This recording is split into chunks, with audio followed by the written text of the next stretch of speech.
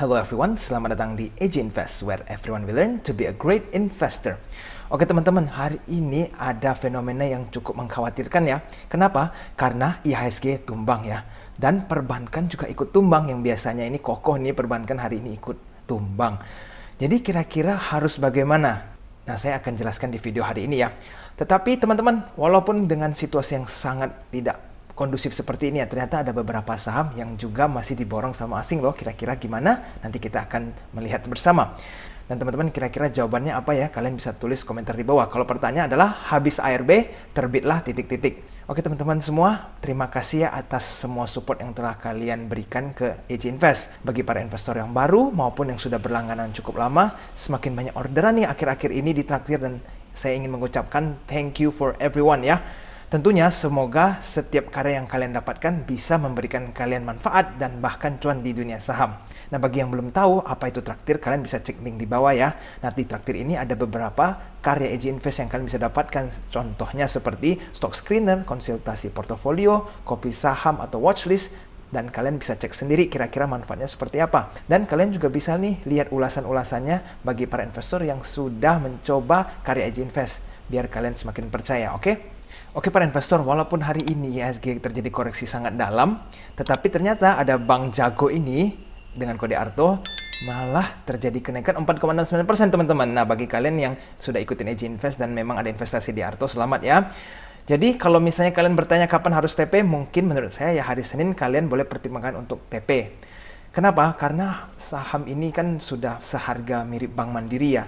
Ya kalau kalian bisa lihat apakah Bank Jago atau Bank Mandiri lebih besar, itu terserah kalian yang bisa memutuskannya. Cuma menurut saya kalau dengan harga seperti ini ya sangat rentan untuk terjadi koreksi. Walaupun kalau kalian bertanya apakah sudah nggak bisa naik, ya sangat bisa, karena Bang Arto kalian lihat saja ya, IHSG mau ambruk dia tetap naik. Jadi bagi kalian yang masih mau keep, ya itu juga keputusan Anda. Oke? Baik. Jadi saya melihat ini sekarang ada situasi di mana bullish vs bearish investor ya. Artinya apa? Jadi bagi para investor yang mempunyai pemikiran bullish ya, mereka berargumen seperti ini.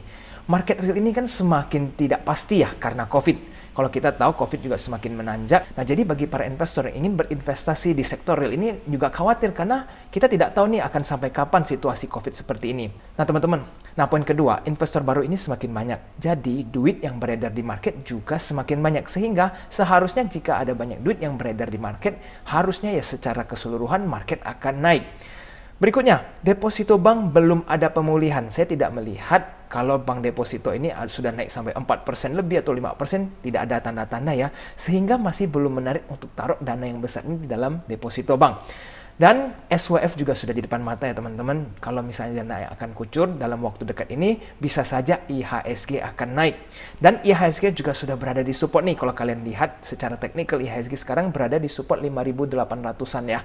Sehingga untuk terjadi rebound ya masih sangat besar. Tetapi di saat waktu bersamaan, ternyata ada banyak investor juga yang mempunyai pemikiran bearish, di mana mereka sangat percaya kalau saham ini atau IHSG akan masih lanjut terkoreksi. Kenapa ya kira-kira? Nah, kita harus dengarkan juga. Mereka berargumen bahwa banyak berita bagus sudah beredar. Ya, kita tahu memang di IHSG seperti Antam dan segala macam banyak sekali sentimen yang positif, tetapi tidak ada dampak ke market. Nah, walaupun disuntik sentimen-sentimen positif ya di media, ternyata IHSG tetap ambruk ya teman-teman.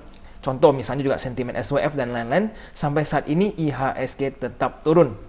Lalu berikutnya, saham perbankan hari ini kolaps teman-teman, tumbang semua. The Big Four ya, Bank BRI, Bank Mandiri, BBNI, dan BCA itu semuanya terjadi koreksi cukup besar.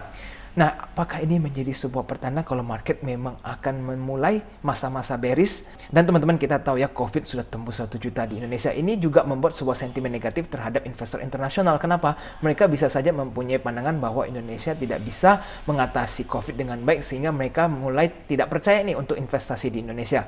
Nah, menurut kalian, kira-kira kalian investor yang mana? Apakah kalian mempunyai pemikiran bullish atau bearish? Kalian juga bisa tulis komentar di bawah ya. Oke teman-teman, kita lanjut ya. Jadi IHSG ini ibaratnya sudah jatuh tertimpa tangga. Kenapa? Karena dari tanggal 22 Januari mereka ini terus terjadi koreksi sampai sekarang, dan hari ini justru koreksinya hampir 2% loh teman-teman. Jadi sangat mengkhawatirkan. Nah, sekarang kita lihat teknikalnya IHSG sedikit ya. Kita lihat IHSG ini terjadi penurunan sangat dalam ya. Mereka ini ada di garis support MA200 loh. Jadi menurut saya ini adalah critical point atau crucial point. Kalau misalnya hari Senin mereka tembus ke bawah, ini berarti IHSG akan lanjut ke bawah teman-teman. Dan ya bagi para investor yang nyangkut, makin lama kalian akan nyangkut ya dalam situasi ini. Nah tetapi bagi yang optimis ya, kita kalau sudah menyentuh garis support mereka, maka hari Senin saatnya rebound. Karena kalau mereka nggak rebound hari Senin, istilahnya ya mereka nggak akan rebound lagi nih, mereka akan terus ke bawah. Jadi para investor kira-kira hari Senin bakal terjadi apa ya? Ya kita berdoa saja ya supaya market akan kembali naik. Oke teman-teman, berikutnya saya ingin menunjukkan ke kalian semua grafik IHSG secara 5 tahun ya. Jadi fenomena yang kita sudah alami ini, di mana terjadi koreksi beruntun ya berhari-hari, sudah pernah terjadi loh ternyata di tahun 2019. Kalau kalian lihat 18 April 2019, IHSG koreksi sebesar 10% ya dalam kurun waktu 1 bulan dari April sampai Mei. Nah, tetapi setelah itu mereka langsung juga rebound dengan sangat cepatnya. Sekarang apa yang terjadi di tahun 2021 teman-teman? Yaitu kita juga terjadi koreksi langsung steep begini atau artinya terjal begini. Jadi kalau misalnya mereka rebound, ya berarti nanti reboundnya juga akan sangat cepat ya menurut saya. Tetapi ya teman-teman, yang paling penting yaitu sekarang kita ini berada di masa-masa sangat paling genting. Kenapa? Kita bukan cuma ada di garis support keras ya, di mana di 5.800, tetapi kalau secara MA200 kita juga sudah menyentuh support tersebut ya. Artinya apa? Kalau misalnya IHSG tembus ke bawah, berarti ini sudah akan krisis saham lagi ya. Mereka akan kembali ke harga-harga COVID. Jadi bagi kalian yang investor nyangkut, mungkin kalian akan nyangkut dalam waktu yang cukup panjang. Nah, tetapi kalau misalnya mereka rebound, berarti reboundnya juga akan lumayan cepat ya, kira-kira seperti di tahun 2019 ini. Jadi kira-kira seperti apa di hari Senin ini yang akan menentukan nasib IHSG selanjutnya ya. Jadi teman-teman, ini adalah data yang saya tunjukkan di mana asing melakukan pembelanjaan ya, top 10 ya, di mana nomor 1 ini dipimpin oleh Antam sebesar 80,5 juta. Walaupun Antam hari ini ARB ya, 6,72%, tetapi ada terjadi net buy oleh asing yang jumlahnya cukup besar dan hari ini nomor 1 bahkan. Nah, Antam kok bisa ya? Apa yang terjadi? Kita lihat dulu pertama-tama bandar lokal. Kalau kita bandingin dengan top 5 net buy dan top 5 net sell-nya, kurang lebih sebenarnya masih sama. Dan teman-teman, kalau kalian lihat di ketiga ini ada broker MG loh. Broker MG ini kan kita tahu ya, paling suka di saat satu hari mereka buy, besoknya mereka lepas. Jadi harus hati-hati sekali dengan situasi bandar lokal seperti ini. Apakah dia akan gocek para retail lagi atau tidak? Hanya hari Senin yang kita akan tahu, oke? Nah teman-teman, berikutnya dari segi asing ya. Kalau kita lihat di tanggal 19, ini di Januari 19 ya teman-teman. Nah jadi waktu itu kan Antam ARB terus ya 2 hari berturut-turut. Nah tetapi di tanggal 19 justru asing masuk besar. Dan lihat apa yang terjadi di tanggal 20, Antam tiba-tiba terjadi lonjakan 17,71%. Nah sekarang kita lihat, pas di tanggal 27, asing melakukan net buy dan terjadi koreksi 4%. Nah, walaupun di tanggal 28 mereka exit kembali ya, kisaran 37 kan kurang lebih berarti mereka exit. Nah, cuma di hari ini teman-teman, tanggal 29 mereka masuk juga lumayan besar. Jadi teman-teman, ini kira-kira maksudnya apa? Kalau misalnya hari Senin Antam terjadi koreksi cukup besar lagi ya, bahkan hampir ARB, tetapi jumlah net buy-nya semakin besar, nah itu adalah sebuah tanda yang bagus untuk entry point. Artinya mereka sudah merasa mungkin Antam koreksi cukup dalam, sehingga para trader atau para spekulan mereka mulai re-entry ya. Jadi kalian boleh pertimbangkan untuk entry. Tetapi kalau misalnya hari Senin mereka lepas, berarti 80,5 juta ini hanya cuma nge-trap ya, mau jebak kalian buat masuk ke saham bagi kalian para investor yang menggunakan bandarmologi untuk melakukan analisa. Oke, berikutnya teman-teman, kita lihat ya, ini saya ambil data di tanggal 18 sampai tanggal 19.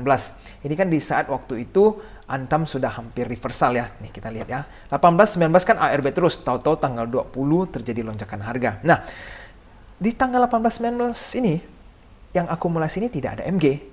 Di mana bandar MG kita tahu beberapa kali ini mereka ngejuk orang ya, artinya mereka saat beli tiba-tiba lepas. Nah cuma kalau misalnya kita perhatiin dari segi bandar lokal, MG tidak masuk ke saham Antam loh di saat 18-19 di mana ada terjadi kenaikan. Jadi apakah kali ini Antam akan rebound? Ya belum bisa kita pastikan karena yang masuk dari bandar lokal yaitu ada MG, broker MG. Oke? Baik.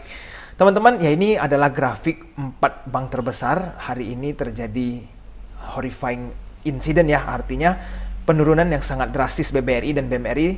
Kita lihat bahkan Bank Mandiri ini sudah hampir ARB. Kan sangat mengkhawatirkan ya kalau sebuah bank yang mempunyai market cap begitu besar bahkan sampai ARB. Nah, tetapi kalau secara grafik saya merasa Bank Mandiri ini ya kalau untuk jangka panjang masih cukup oke ya. Nah, bagi kalian para investor melihat Bank Mandiri, kalau misalnya Senin masih terjadi koreksi, kalian boleh beli karena mendekati garis support dekat mereka. Oke? Begitu juga dengan BBRI. Kalau secara grafik BBRI ini sudah mendekati garis support mereka. Jadi kalau misalnya Senin mereka rebound, ya saya tidak heran. Karena biasanya kalau terjadi koreksi cukup dalam waktu dekat begini ya, biasanya ada koreksi sedikit naik. Oleh karena itu teman-teman, patokan kita ya IHSG ya. Kalau misalnya IHSG lanjut turun di bawah garis support mereka, ya mungkin perbankan ini juga akan ikut tumbang dalam waktu dekat ini. Oke teman-teman, kira-kira strategi untuk investasi sekarang seperti apa? Nah, sekarang saya ingin sharing ke kalian. Kita harus usahakan weekend ini lihat berita-berita apa yang akan muncul. Ini kan hari Jumat. Kira-kira nanti Sabtu atau Minggu ada berita heboh apa yang akan datang. Nah, itulah yang bisa membuat sebagai salah satu patokan kira-kira Senin kita harus berbuat apa.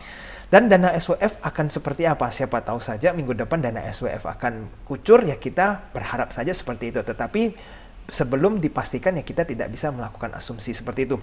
Lalu ada kebijakan apa yang kira-kira berdampak ke saham ya? Karena beberapa hari ini memang ada banyak kebijakan yang muncul seperti bayar pajak untuk token listrik, seperti bayar pulsa. Ya ini kan sebenarnya sentimen-sentimen yang bisa mengecoh para investor ya. Tetapi kita lihat nih dalam beberapa hari ke depan apakah ada berita lain lagi yang akan mendampak ke saham. Oke? Nah, dengan begitu kita baru bisa tahu Senin kita harus berbuat apa. Lalu teman-teman, ada saham apa sih yang layak dibeli ya kira-kira dengan situasi saham seperti ini? Nah, kalau menurut saya kalian boleh taruh ke watchlist yang cukup diperhatiin ya, seperti PTBA. Nah, PTBA ini kita lihat beberapa hari terakhir ini terus diakumulasi loh teman-teman, walaupun terjadi koreksi beberapa kali, tetapi saham ini justru terus diakumulasi. Bahkan hari ini akumulasinya cukup besar ya, 35,5 juta. Nah, kalau dari sisi lokal bagaimana? Lokal ini menurut saya cukup menarik. Kenapa? Walaupun kalau secara keseluruhan mereka masih sideways, tetapi kalau kita lihat broker DP dan MS, mereka ini nggak ada sell sama sekali. Mereka artinya langsung all in buy PTBA ini. Sedangkan kalau dari sell, tidak ada yang melakukan seperti itu ya. Mereka masih campur antara buy dan sell. Jadi PTBA ini boleh cukup layak untuk dilirik, bukan untuk dibeli langsung ya teman-teman. Berikutnya ada ITMG. Nah, saya waktu itu pernah bilang ITMG kan kurang menarik memang karena beresiko. Tetapi hari ini kalau saya lihat dari sisi bandar ya, ada BK dan XA ini juga ada masuk nih, walaupun volume atau frekuensinya kecil, tetapi mereka ini sudah menjadi top 5 buy-nya. Dan berikutnya kita lihat asing juga terjadi top buy ya, 18 jutaan.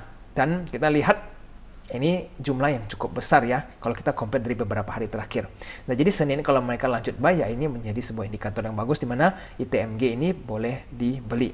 Nah, teman-teman, supaya video ini tidak kepanjangan, saya akan melanjut melakukan analisa saham di video hari Minggu ya. Saya akan upload di hari Minggu. Nah, teman-teman, jadi saya mempunyai opsi nih. Kira-kira enaknya bahas tentang saham apa yang layak untuk dipantau atau dibeli, atau saya membahas strategi investasi apa yang bisa kita terapkan. Kenapa? Karena saya perhatikan banyak orang yang tahu nih mau beli saham apa atau tahu saham-saham apa yang jelek, tetapi mereka tidak tahu cara mengeksekusi buy atau sell-nya, atau bahkan TP atau cut loss. Mereka seringkali tahu nih, wah saham ini bagus, tetapi mereka tidak melakukan investasi ke saham itu, sampai akhirnya mereka justru belinya pas di pucuk. Nah, ini menurut saya juga perlu kita kaji kembali strategi investasinya. Untuk hari Minggu, kalian lebih prefer video yang mana? Kalian juga bisa tulis komentar di bawah ya. Nah, teman-teman, kita bisa saja mempunyai saham yang persis nih sama portofolio kita, tetapi hasilnya pasti berbeda. Kenapa? Karena cara kita berbelanja, beli atau sell itu berbeda. Kapan kita take profit, kapan kita cut loss. Nah, disitulah yang membedakan investor yang berhasil dan investor yang gagal ya. Jadi yang membedakan para investor yang sukses ataupun yang gagal yaitu ya strategi money management mereka, yang mereka tahu cara mengelola duit mereka seperti apa. Oke para investor, sampai di sini dulu ya. Bagi kalian yang merasa video ini bermanfaat, jangan lupa untuk tekan tombol like-nya. Dan kalau kalian belum subscribe channel Edge Invest, bisa segera subscribe channel ini supaya tidak ketinggalan dengan informasi terbaru seputar dunia saham. Oke, I'll see you again next time. Bye-bye.